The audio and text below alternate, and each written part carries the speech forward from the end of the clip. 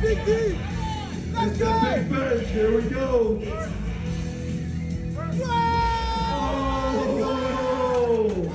Oh, judges. All right, we're going to go over how I use my ATG methods to bench 518 pounds in competition. That was the first clip. I'm going to go through a few accessories. I got like 14 wrote down here. We're going to do guillotine press, dumbbell press, dips, Mcleod fly. I made that one up. I kind of made up the full arm flies. I don't know if I can really take credit for that one. The behind the neck press, thank you Ben Patrick. The Arnold press is a classic. A lot of people forgot about it. Pullover, a lot of people forgot about, also a classic. Same French press, everyone thinks I made that. That was back in like the 60s. Cover a various amount of shoulder raises, Facepulls, incline hammer curls. And that's not everything for the upper body because there's so many moving parts, you know. I'm not saying do all these in one day. I'm just showing you a bunch of different exercises you could use and apply the ATG principles to that I've done and I feel like I've had success with and making myself more durable, you know, just hypertrophy, developing muscle and getting stronger in different ranges and just actual strength and mobility, you know, like I'm not doing yoga to get mobile. I was like, how'd you get so mobile? I'm just stretching with weights. And that's what I'm gonna be showing y'all how to do today. So the first one's gonna be the guillotine press. A lot of people are scared to have their elbows, you know, flared in the bench press. Everyone has a distinction of tucking just due to people benching in bench shirts. Everyone's like, hey, tuck your elbows, tuck your elbows. Even when I raw bench, I don't tuck my elbows, I have my elbows out. I'm not like internally rotated, but they're out so I can use my chest, you know. Your pecs are like the biggest main mover in the bench, so actually being able to utilize them is useful. And I think a guillotine press is a really great movement for someone who's usually overtucked and scared to trust that flared position. Your pecs way more lengthened in the guillotine press than the normal bench press. If you look at the position of my pec here, it's not as far stretched out as if I let those elbows flare and the bar comes to my collarbone. My pecs are just in a way worse position basically, but they're way more stretched out. You get a lot of upper chest involved. I think my best set ever is like 315 for 9. You can train it pretty heavy, but definitely be cautious and, you know, don't be an idiot with it for obvious reasons. You know, it's called a guillotine press. You can get a lot out of little weight. I would start with probably 30% of your max for volume, reps, whatever. And just getting strong in that vulnerable position is just going to be good for injury prevention. You know, if that pec is strong in that really lengthened position and you have it strong back there, like this is easy. The likelihood of you getting injured in the good position is going to be way less, in my opinion, if you have that tolerance built. The next is going to be dumbbell press. The traditional way of doing an incline dumbbell press is elbows out flared like this. And that's cool. I'm not saying that's bad or anything, but my preference is to allow that grit to go neutral because you can see that extra depth I can get due to the dumbbell not hitting my body and getting in the way. I can get my hand about level with my armpit. Notice how like I kind of separate the dumbbells and come wider to do that. Like I'm not here, I'm not like awkwardly here. Like my hands are about same height as my shoulder, my chest is high, and my hands about armpit depth. And I build strength in that bottom range. And doing that is gonna be really good for your shoulders. You get a great stretch on your pecs. You know, you're putting them through a larger range of motion. You're getting more elbow flexion, more bend in your tricep. And you're getting to put your shoulder through a different range of motion than you would with like a barbell, which all of us, if you're powerlifting, obviously, spend a fair amount of time doing. And you can do that incline, good. Let me figure out how this bench works. A flat bench, you can do a higher incline. You can even apply it to a military press. And just that extra range of motion and that strength in the bottom is going to be really good for your shoulders, pecs, and all your connective tissue basically. So that's why I like doing that way. Next one's going to be the dip. This one's going to be kind of simple. It's really good because you get to challenge the shoulders in a very unique way. There's no plank of wood, you know, between my scapula, so it can kind of move freely. So it gets to challenge the shoulder girdle in a different way than like a dumbbell press or a flat bench would, which is really beneficial. I think it really challenges the entire shoulder girdle. And you can really just train that entire hand to armpit rule, same thing we were doing on the dumbbell presses. And that'll just really develop a lot of, you know, strong elbows, strong pecs, strong shoulders, ridiculous power coming off the chest at the bottom just due to being strong at the very bottom range, like we talked about in the last video. That's always beneficial. It's the same thing here. So everyone knows this wall stretch. If you come out where you just kind of like, you're doing this, you're trying to get some relief in your pec and your shoulder. And what you're doing when you're doing this, I'm kind of taking my body weight and I'm applying it, and I am loading this tissue in this manner. And I've never really seen anyone do it with like an actual like fly or a press. Everyone does face pulls and they're like, oh, it's great for the shoulders because of external rotation, blah, blah, blah. Which I agree with. I love face pulls. We're gonna cover those later. But no one ever did like a face push. So I started playing with it, and this is what I kind of came up with. I called it a Mcleod fly. I feel it in my chest mainly, but it's really a lot in just the rotator cuff and the elbow, and I feel like it's made my connective tissue there stronger for what I originally started doing it for was low bar squat. But I think it's just a very unique strain on those areas. And I feel like this chest is stretched out in a very unique way. And I feel like just getting strong there is going to be good for your shoulders, your elbows. Same thing as all these other things we're covering basically, just in a different plane and a different range.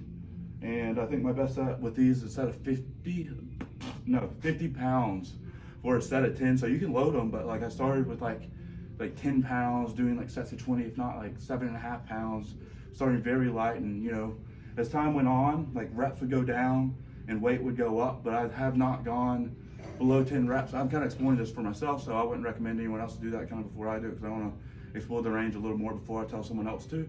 But that's what I've came across, and it's helped my elbows a lot, especially in the low bar squat. And the next one I'm going to be doing is a chest fly. So everyone normally does their chest flies, and it's like the arm comes to about here, maybe a little farther back, and back up. Personally, I don't do this all the time, but it's one way to train the chest fly. I'll let it come all the way back, and I really try to put as much stress on my pec tendon as possible because I want to get strong in this just terrible position, same as those other movements, because I feel like it helps me stay more durable. It's also just like a sick stretch. People argue that's like taking off my pec, but I feel like I can watch my pec literally stretch and contract throughout the entire range. Yes, my shoulder's probably assisting. I don't really care. My shoulder also assists me in my bench press. You know what I mean? So I'm kind of just trying to train it all.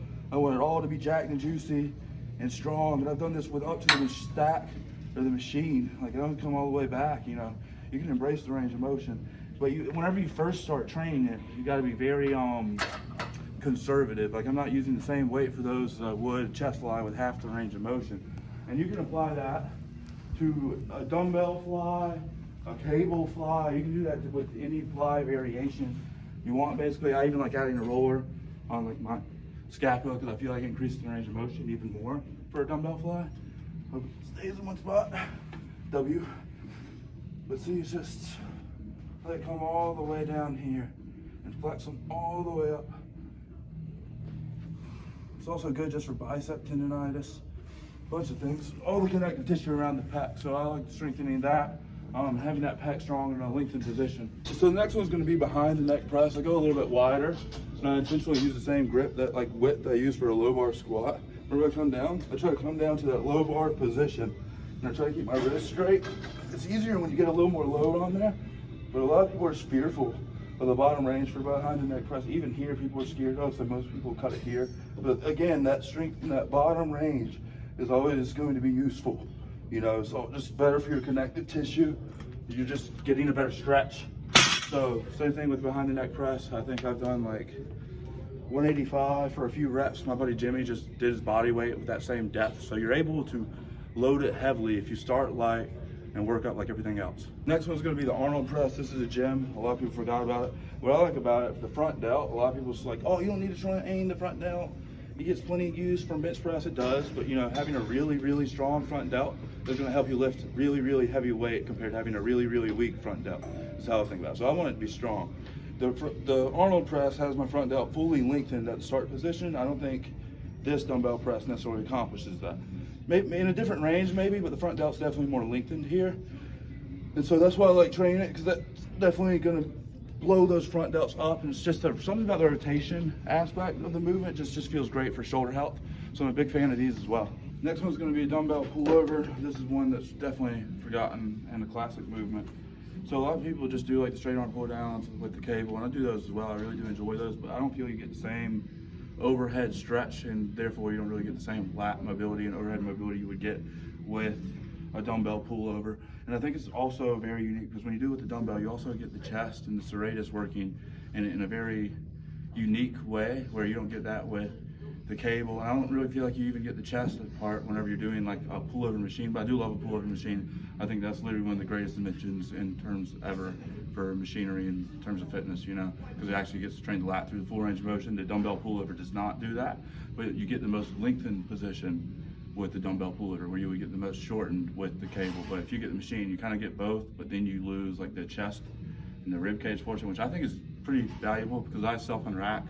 Most of my bench presses I self-unrack very heavy. When I started doing like heavy board presses and I was handling loads that I never really touched before, I was very sore around my rib cage in very odd areas, and I feel like this actually helped strengthen that and helped me with that ability basically, and that strengthened my shoulders. And if anyone I ever have like work with has overhead mobility issues, this is a great one because it's a loaded stretch. I'm gonna demonstrate it. So to start out, I kind of just, some people cross their hands over like that. You can, it bothers me personally, so I don't do that. I go like this. That way it's like symmetrical just because it pleases my human brain. And I squeeze my elbows in like I'm flexing my chest. You can see my chest activate. My elbows have a little bit of bend, but not much. And I think about doing a front raise to lower it. And I try to get as much of a stretch as I can. And I flex my chest and I bring it back up with my lats by flexing my lats. I'm not using my triceps that much. And I'm trying to get as much of a stretch as I can while keeping my ribs in a relatively consistent position. Like I'm not trying to like flare my ribs up to get the dumbbell lower. Like I want my core kind of engaged, and I want the stretch completely coming from my shoulder and my lats basically. So it's all on the lats and focusing on lengthening them and getting as stretched as I possibly can be. That's the pullover. Next one's gonna be the French press. This is another classic from like the fucking 60s, if not before that. So I used to do them here, and you can. It's really just mainly tricep, and I'd even flex the wrist like away and punch it out. Now I prefer to have the grip closer to let the wrist bend back. I don't necessarily think one's more correct, but I definitely feel more of a stretch in my triceps like this. And I use way less loads, so I feel like that's telling me that my shoulders are way less involved in the movement. But if you want more shoulders out your French press, I suppose you could go wider. You can flex your wrist in the opposite direction. The main thing is going to be getting that elbow bend and as much elbow flexion as you can to really maximize your triceps and honestly get the most out of your tricep tendon health. Like the more bent your elbows are going to be, basically the better. Because say you only train to here, and then one day you accidentally go lower, like then your elbows start to hurt because of load management. You weren't strong enough for that weight in the bottom range. But if you go to the very bottom range every time, you don't necessarily have to worry about that. So that's why I like doing that, and I really just feel like it helped me more with my elbow pain, going closer, going lighter, letting the wrist bend back. I used to try to do them like a JM press. JM Blakely would do them with like a barbell on a flat bench like that or so, and I did those, but they kind of just pissed off my elbows, and I wanted to do these to complement my elbow health because I was pissing them off enough with my low bar squats, my heavy bench press, my heavy dips, and everything else. So that's why I kind of started doing them more in this manner. I also feel like with the arms more overhead, the long head of the tricep gets a better stress, just how it works. And there's one more thing. The long head is more stressed out, but if you look at like the amount of elbow bend you get from, say, I'm not laying down, but say a JM press, you probably get to here. Like the elbows aren't max bend. When you go to a French press, you get way more like flexion, which means you get way more extension. And I just really do value that bottom range strength like I've talked about all day long, so that's not just the way to accomplish it with the French press. So next we're going to cover shoulder raises, and we're just going to cover the various ways you can do them. There's not necessarily a right way, but there's a bunch of different ways. Like this is a normal standing front raise. Again, we want strong big front delts to help us bench press heavy weights and have a fully developed shoulder. If you want to put more stress on the most lengthened position of the front delt, if you lay down just with how gravity works, it's going to be a lot harder at the bottom here. And I feel like something about stressing the most lengthened position for the shoulders is always just good for growth and power. John Meadows, rest in peace to you, King. He was a bit heavy on like the partial side laterals, and the reasoning was because it's putting a lot of stress on the most lengthened position. That's what I'm trying to take advantage of here. I'm a big advocate of doing my front raises on the incline bench, but you can also play with your angles on your shoulder raises, whether it's a front raise, a side raise, or rear raise. Like here, I'm putting more stress on the most shortened position on my shoulder, but if I was going to do this, there's more stress at the bottom the most lengthened position of my shoulder. So you can do them in all different various ways. If you want to just do them normally, you can. You know, a normal rear delt raise would be like this. A normal, I guess, I have to get on the ground. You can use like a cable and have it like pull from basically that way for most lengthened for rear delt. The lay sideways on like a flat bench. But you can just do them all kind of different ways. And you can do them different heights all the way up to the ceiling, you know, the rear raises all the way back. It strengthens everything around the shoulder. You know, you're not gonna go too high. It's like, oh, well, the traps come into it. If you go too high on the lateral raise, all right, I don't care. I squat, I bench, and I deadlift, and I do all those movements because they involve a lot of musculature, and I get a big bang for my buck when I do them. Why do I like not want traps when I do lateral raises? You know, I want big traps personally. I want a strong neck, I want a thick neck, so I'm gonna take advantage of a full range of motion. And that's what the shoulder raises, baby. So we're gonna do face pulls. You can do these various ways. You can do them standing, you can do them laying on the ground, you can do them overhand. I prefer underhand because I feel like I get more external rotation. I feel like it's better for my supraspinatus whenever I do them. I'm trying to touch the silver part of the rope to my throat. So I'm trying to get a full range of motion. And that's just going to be like a very different activation of the upper back. Like most people, it's more like really way deeper contraction. Those like mid-lower traps, if you do it that way, I feel like it just hits the supraspinatus harder. And pay attention to where I have the height. Oh, it's around eye level. You could probably go here too, and it would be okay. But I don't like having it too high or too low. Like I kind of want it around eyesight level. Underhand is my favorite way. Straight to the jaw, separate the rope, try to keep your wrist as straight as possible, and that's face pull. The next one is going to be the incline dumbbell curl. This is also going to be the last one. So say, take a moment away from this. Say you're doing a preacher curl, your arms are in front of you, you're curling like this, pinky to your shoulder or whatever. That's going to be the most short range for your bicep with your arms all the way behind you. This is the most lengthened because it's hard for my arms to even go back without the weight and stretching them out, as you can see. Once you get the weight, this is the most lengthened position for the bicep. And training this is going to be really good to relieve bicep tendonitis, which is a very normal thing and a normal problem in powerlifting with you low bar squatting, competition bench pressing very often. It just takes a lot of stress. So this is an exercise that can give you a lot of relief, and I think any strong guy can probably help just, you know, get rid of bicep tendonitis as a whole. If, you know, weak biceps in a lengthened position is the problem that's causing it. So you could do these, take them to failure, and once you hit failure, if you want to make it a little easier, take the set a little farther, you could just stand and go into normal curls and achieve failure 2 times in one set, and you take good care of your elbows at the same time. Thanks for watching.